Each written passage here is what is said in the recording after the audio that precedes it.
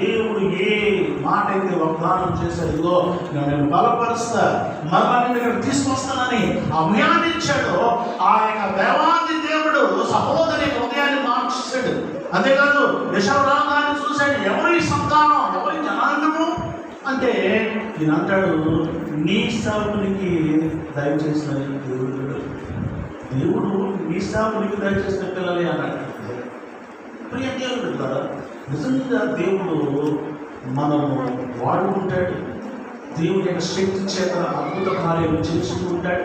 ఆ దేవుని యొక్క మహాశక్తితో మన యొక్క సమస్త అక్కర్లను తీర్చడమే కాకుండా మనలను, మన కుటుంబాన్ని హెచ్చిస్తాడు అనే విషయాన్ని మనం జ్ఞాపకం చేసుకోవాలి. యాకోబు వలె ఆశపడాలా, మొదలైన మరియు వలె దేవుని ప్రోత్సాహాన్ని ప్రకటించాలా.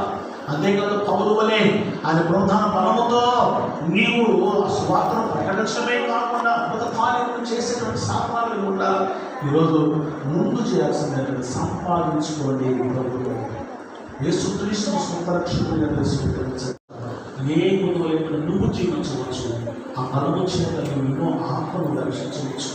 ఆ కృపను, ఆ యొక్క భాగ్యాన్ని మనందరూ సంపాదించుకుంటారు. మనందరం ప్రయత్నించాలి. మనసు మార్చుకున్నాం, రూపాంతరం పొందుకున్నాం. మనందరం ప్రభువులుగా ప్రదర్శించుకుంటాం. ఏ రోజు ప్రభు వస్తువులు తెలియదు.